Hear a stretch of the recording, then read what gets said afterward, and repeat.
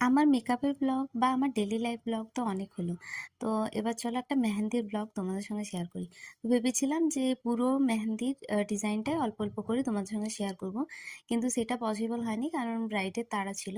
তো আমি যেটুকু পেরেছি কতগুলো ক্লিপস নিয়েছি, এবং এই ভিডিওর শেষে পুরো মেহেন্দির ডিজাইনটা কেমন ছিল, ব্যাক হ্যান্ড এবং ফ্রন্ট হ্যান্ড দুটোই আমি শেয়ার করছি। আর এখানে আমি ছোট ছোট লিপ দিয়েছিলাম।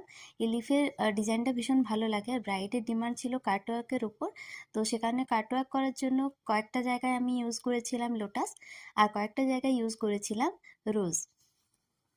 এই কাজটা ছিল একটা কাস্টমাইজ ফ্লোরাল ওয়ার্কের উপর, এবং ডিজাইনটা সিলেক্ট করেছিল আমার ব্রাইড। কিছু কিছু জায়গা আমার মনে হয়েছিল চেঞ্জ করা দরকার, সেটা ব্রাইডকে বলেছিলাম এবং ব্রাইড রাজি হয়েছিল বলে আমি কিছু কিছু জায়গা চেঞ্জ করে দিয়েছি।